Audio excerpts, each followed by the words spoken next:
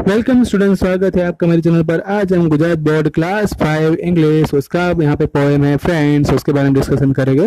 ये भी फाइवल ब्राउन ने लिखा हुआ है, एक अमेरिकन ऑथर है। ये बहुत सारी पोइट्री उसने लिखी हुई है और उसकी एक बात अच्छी थी कि उसने बचपन से ये जो है पोइट जो है वो पहले से लिखती थी। तो उसमें से एक पोएम आज हम यहाँ पे पढ़ने वाले हैं, वो है यहाँ पे फ्रेंड्स। तो अपने फ्रेंड्स कैसा होता है, हमें किस तरह से सहारा बनता है, वैसे ही यहाँ पे जो पोइट ने एक मस्त डिस्क्राइब किया हुआ है पूरा। तो यहाँ पे हम बात करेंगे। पहली स्टेंजा आ रही है, how good to lie a little while and look up through the tree, the sky is like a kind big smile bend sweetly over me. तो यहाँ पे आप पिक्चर देख के भी देख सकते हो कि इंटरनल राइम यहाँ पे बहुत अच्छी है, वाइल स्माइल ट्री मी। तो एक इंटरनल यहाँ पे राइम भी बन रही है। और यहाँ पे क्या पोइट जो है बता रहे हैं कि कितना अच्छा होता कि कोई जो है हम यहाँ पे टू लाई, मतलब कि यहाँ पे किसी और पे बैठ जाते या सो जाते। तो यहाँ पे ऑथर जो है थोड़े कहीं पे गिरे हुए हैं, ऐसा मान रहे कि मानो कि हम ज़मीन पे लेट जाते हैं। गिर जाना यानी कि लेट जाना, उसी तरह से यहाँ पे बात हुई है कि काश कितना अच्छा होता कि हम यहाँ पे लेट कर लुक अप द, मतलब देखते, क्या देखना है, थ्रू द ट्री, मतलब ट्री में से देखते किसको, स्काई को। स्काई को अगर हम देखते लाइक काइंड बिग स्माइल, और वो हमें एक जब हम उसको देखते हैं तो क्या कर रहा है, एक बहुत बड़ी स्माइल दे रहा है। एंड बेंट स्वीटली ओवर मी, वो झुक झुक गया है और हमें कुछ जो है यहाँ पे क्या क्या कर रहा है, हमारा ख्याल रख रहा है, ऐसा हमें लग रहा है। मतलब पॉइंट यहाँ पे ये बात बताना चाहते हैं कि कितना अच्छा होता है अगर हम यहाँ पे लेट कर अगर जो है पेड़ में से अगर हम सन को देखते, सन सॉरी स्काई स्काई मतलब आसमान को देखते, और वो हमें ऐसा लग रहा है कि पेड़ के बीच में से एक बहुत बड़ी स्माइल दे रहा है और हमें थोड़ी क्या है, स्वीटली ओवर मी, मतलब कि हमें यहाँ पे हमारी केयर भी कर रहा है।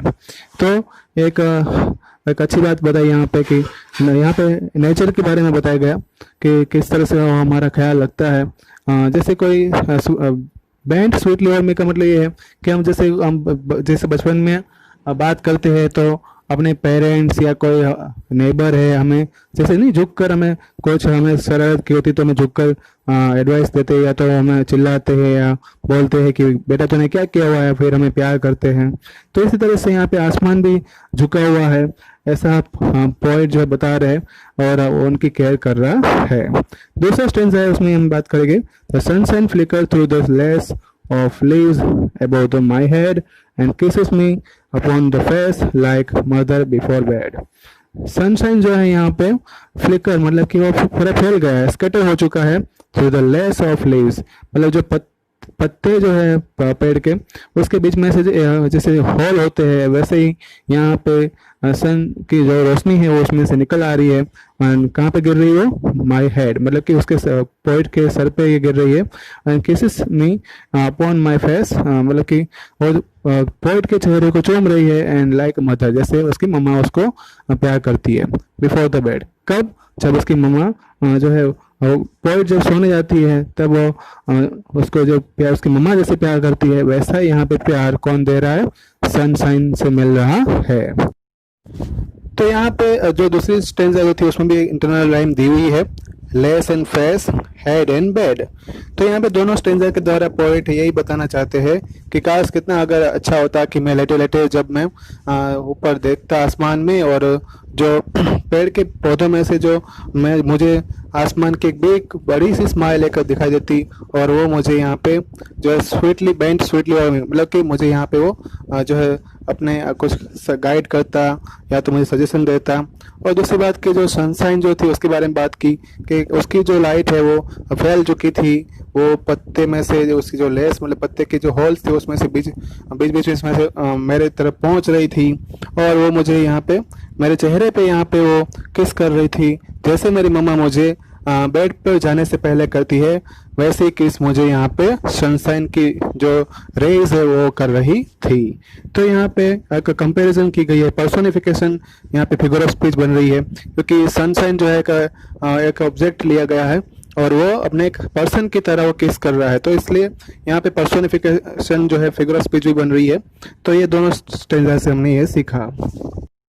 अब हम तीसरे स्टैंजा की बात करते हैं। पहले स्टैंजा में हमने स्काई के बारे में यहाँ पे पढ़ा, दूसरी स्टैंजा में हमने सनशाइन के बारे में पढ़ा, और तीसरी स्टैंजा में आ रहा है विंड, मतलब हवा के बारे में हम पढ़ेंगे। तो यहाँ पे भी इंटरनल राइम दी हुई है, ग्रास, पास, थिंग्स, विंग्स।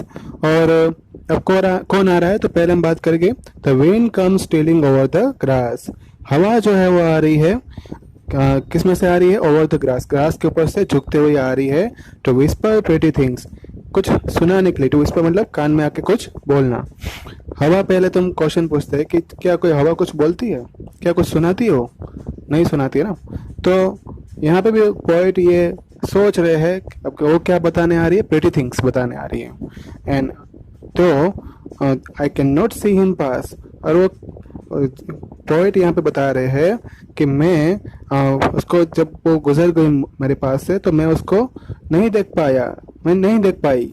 आई फील हिज केयरफुल विंग्स, और मैं किसको, केयरफुल विंग्स मतलब कि मैं उसको महसूस कर पाई, हिज केयरफुल विंग्स, उसके पंख को।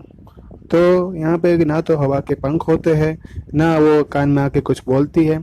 तो भी पोइट ऐसा क्यों बात कर रहे हैं, क्योंकि यहाँ पे बात इसलिए बताई जा रही है क्योंकि यहाँ पे पोइट को ये सब चीज़ें अच्छी लगती है। जब वो यहाँ पे जो लेटे हुए, जब वो घास के मैदान पे जो है वो सो रहे होंगे, और हवा ऐसी आके उनके पास जैसे हवा जैसे सुर सुर करके जैसे वो आवाज़ करती है, तो कितना वो अच्छा लगता है।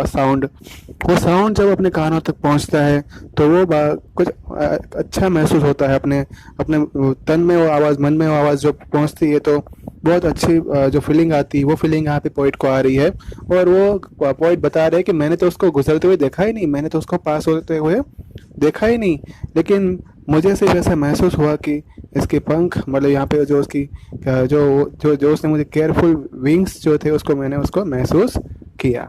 तो यहाँ पे भी एक दूसरा एक लम्हा जो है पोइट ये नेचर के साथ ही गुजार रहे हैं, और इसी तरह से यहाँ पे 3 लम्हे देखने को मिले। तो ये यहाँ पे जो पोइट अपने जो टाइम स्पेंड कर रहे हैं उसमें यह बात बताई कि आई फील हिज केयरफुल विंग्स, मतलब कि यहाँ पे जो हवा जो चल रही थी, वो हवा जब वो उससे पास से गुजरी, तो यहाँ पे 2 तरीके हो सकते हैं। क्या तो या तो हवा एकदम बहुत ही स्लोली गुजर रही होगी, या तो हवा एकदम फास्ट गुजर रही होगी। हवा अगर स्लोली जाती है तो उसको हम ब्रीज भी बोलते हैं, कैसा वर्ड यूज़ करते हैं इसमें वो। और अगर वो तेज़ गुजर रही होगी, तो जैसे तूफान आता है, बारिश का मौसम चल रहा होता है, तो उसको हम स्टॉर्म बोलते हैं, तो स्टॉर्म वर्ड यूज़ किया जाता है। यहाँ पे जो है प्रीटी थिंग्स हवा सुना रही है, मतलब कि जो हवा है वो स्लोली स्लोली गुजर रही थी। तो पोइट जो है उसकी पूरी खुशी जो है यहाँ पे खुशी जो है मना रहे हैं, और यहाँ पे एंजॉयमेंट कर रहे हैं।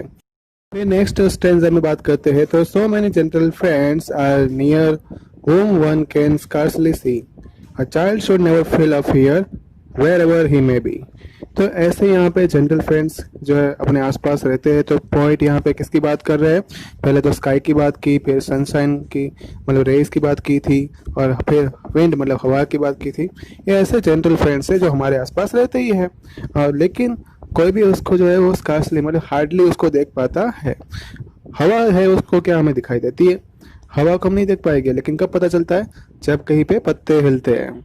फिर जो सनशाइन जो है मतलब सन की रोशनी जो है वो कब दिखाई देती है, जब सुबह सुबह जो है धूप है वो निकलती है, और जो पेड़ में से जब बीच में से जो लेस होते हैं उसमें से जब गुजर के वो हमारे ऊपर गिरती है, तब हमें उसको हम फील कर सकते हैं।